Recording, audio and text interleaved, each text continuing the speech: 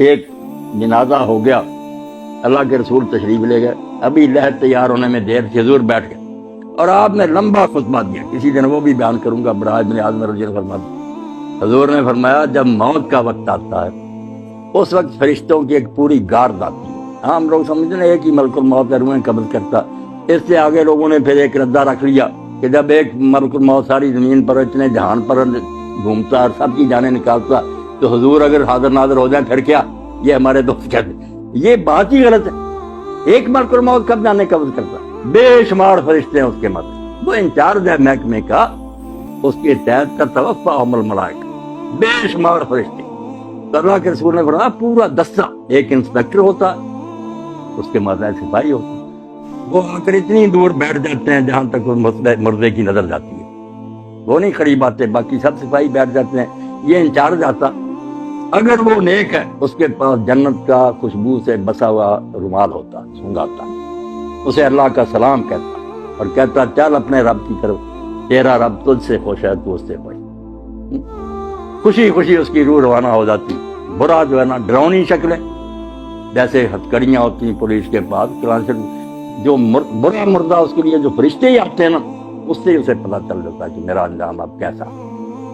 مسکراتے چہروں کی بجائے ڈراؤنی شکلیں، بدبودار رومال، غضب آلود نگاہیں، وہ چھپتی پھرتی پھر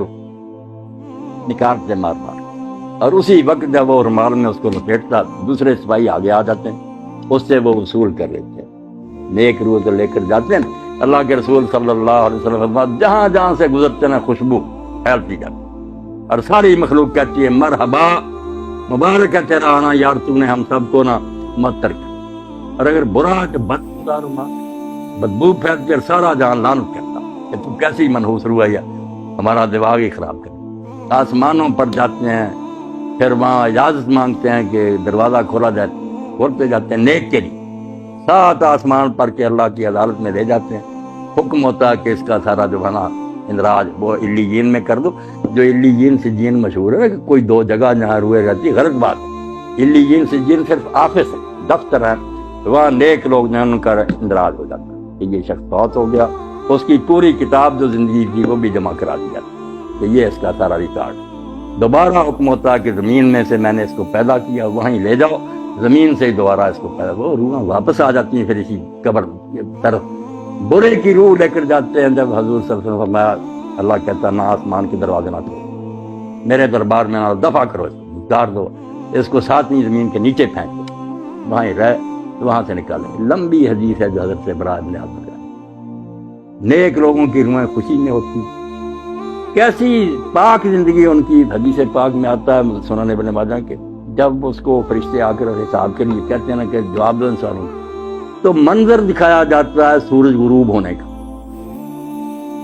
جب وہ مردہ ہوش میں آتا ہے اور فرشتوں کے سوالوں کے جواب دینا چاہتا دیکھتا ہے کہ سورج غروب ہو رہا، عصر کا وقت بھی تنگ ہو گیا تو وہ کہتا دعو نہیں سر، مجھے ذرا مہلت دو میں نماز پڑھ، وہ کہتے ہیں اللہ یار تو اسے کیا حساب لینا جس کو اس وقت کی نماز یاد، مگر یہ حال ان کا ہی ہے نا جو زندگی میں نمازی رہے، جن کو یہاں کبھی خیال ہی نہیں آیا کہ نماز نامی شاید بھی مسلمان کا کوئی کام ہے، انہوں نے وہاں نماز کو کیا یاد کرنا، یہ سچا مومن اس وقت کہتا ہے دیکھتے ہوئے کہ سورج جا رہا، وہ کہتا ہے یار سوالوں کے جواب دوں گا میں، پہلے مجھے نماز پڑھ، بڑا خوش ہوتے، اور جب سوال کرتے ہیں کہ تیرا رب کون ہے، تیرا دین کیا ہے، تیرا نبی کون ہے، دیتا تو کہتے ہیں ہم پہلے ہی جانتے تھے، اس سے پوچھتے تو نے یہ، اس نے کہا میں اللہ کی کتاب پڑھتا تھا، قرآن سے مجھے سب پتا، تو کہتے ہیں ہمیں تیرے بارے میں یہی چاہیے، سو جا، جیسے دلہن آرام سے سوتی ہے، اور روزانہ پھر اس کو جنت کا مقام دکھایا جاتا، ہر روز پردے ہٹا کے صبح شام وہ دیکھتا ہے کہ آخرت میں میرے لیے یہ تیار، خوشیاں جیسے مہمان خانے میں ریسٹ ہاؤس میں بیٹھے نا وہاں دیکھتا کہ میرے لیے یہ انعام ہے، خوشیاں ہی خوشیاں، اور دوسرے کو صبح شام جہنم دکھائی جاتی، جیسے پھانسی گھاٹ دکھایا جاتا کیا یہ ہے تیرے لیے، اب پھانسی گلے میں پڑنے، وہ بیچارہ پہلے ہی مرتا، مرنے سے پہلے روز مرتا کہ یہاں میں جانے والا ہوں، اللہ فرماتا ہے نار یوردون علیہا غدوا، صبح و شام فرعون اور اس کی جماعت جہنم کے آگے سے گزارے جاتے، وہ دکھائی جاتی، اور یوم القیامت یردون الی شجر، جب قیامت کا دن ہوگا سچ مچ داخل ہو جائیں، یعنی مرنے سے پہلے ہی فرشتوں کے شکلوں اور رویوں سے ہی پتہ چل جاتا ہے کہ میرا حشر اب کیا ہے، اور بعد میں جو قبر میں جاتے ہی شروع ہو جاتا یا ایک سوال جو ہم لوگوں کو پریشان کرتا ہے، جب یہاں ہی سوال جواب ہوتے ہیں لوگوں کو ثواب عذاب ملنا شروع ہوتا ہے، قیامت میں پھر کیا ہوگا؟ جو کہتے ہیں صاحب صاحب قیامت کو ہونا ہے، ادھر آپ بیان کر رہے ہیں کہ سوال جواب ہوتے ہیں اور ثواب و عذاب ہوتا، یہ بھی آپ لوگ سمجھدار ہیں، سمجھنے کی بات ہے، ورنہ پریشانی ہوتی۔ آپ سارے لوگ واقف ہیں اس سے کہ ایک ہے حوالات کہ زیر تفتیش مجرم وہاں رکھے گا، ایک جوڈیشل جیل ہے کہ مقدمہ چلا، فیصلہ سنایا گیا، پھر جس وارڈ میں جانے کے وہ لائق ہے وہ سزا سنا دی گئی، اس کو بھیج دیا گیا۔ جہنم ہے جوڈیشل جیل، پورا مقدمہ سماعت ہو کے کس قسم کا مجرم ہے کہاں بھیجا جائے، یہ قیامت کے دن ہوگا۔ اور یہ جو ہے یہ صرف سرسری بات پر، جیسے پاسپورٹ دیکھا، ویزا دیکھا، چلو ادھر اس کو بھیج، یہ صرف ایسے ہے کہ یہ مہمان خانے میں بیٹھے ہوئے ہیں، خوشیاں منا رہے ہیں کہ آخری دعوت ہمارے لیے یہ ہے، جنت دکھائی جاتی ہے، برے ڈر رہے ہیں۔ اب یہاں یہ بھی سوال پیدا ہوتا ہے کہ ساتھ ساتھ ہی کیوں نہیں معاملہ طے ہو جاتا؟ اللہ تعالیٰ کو صابر ابھی فیصلہ کر دے، اس کو جہنم بھیج دے، اس کو جنت۔ یہ کیوں ہے دو مرحلے کے؟ قبر میں صرف سرسری بات پرس ہے، آخرت میں پھر جہنم میں جنت ہے۔ یہ چیزیں آپ چونکہ پڑھے لکھے ہیں اور یہ چیزیں ضرور کی ہے کہ عقیدہ جو آخرت کا اس کو سمجھے تھے۔ بات اصل میں یہ اور بڑی نازک بات ہے جو قرآن حدیث نے بتائی، توبہ توبہ ہم اس کی طرف دھیان نہیں کرتے کہ نیکی بدی وہ نہیں جو آپ نے مرنے تک کی، حتیٰ آپ کا بند نہیں ہو، آپ مر گئے حتیٰ تک، یہ جب تک یہ کارخانہ سٹاپ نہیں نہ ہوتا، میزان نہیں لگ سکتی کہ میری نیکیاں کہاں کا اپنا اثر دکھایا، میری بری مثالوں نے کتنے لوگوں کو گمراہ کیا۔ یہ جب قیامت آئے گی نا، اس وقت ہوگا کہ ڈاکٹر صاحب نے کتنے لوگوں کو دین کی طرف رغبت دلائی، ان کی وجہ سے کتنے لوگ دیندار بنے، انہوں نے اپنی اولاد کو، یہ سارا حصہ قیامت کے دن نکلنا۔ اللہ کہتا ہے نکتب ما قدموا وآثارا، ہم وہ بھی لکھتے ہیں جو زندگی میں تم نے آگے بھیج دیا، اور وہ بھی لکھتے ہیں جو فٹ پرنٹس ہیں، آپ کے قدموں کے نشان رہ گئے نا، اور لوگ اس پر چل رہے ہیں۔ اس لیے اللہ کے نبی علیہ السلام کی نیکیوں کا آپ اندازہ کریں۔ یہ جو ہم کہتے ہیں نا حضور کو یہ ثواب پہنچانا، یہ بہت بعد میں تنگ ذہن والوں نے نکالا۔ رسول اللہ کو پہنچانا کیا؟ جو نیکی امت کرتی ہے نا، میں نے قرآن پڑھا،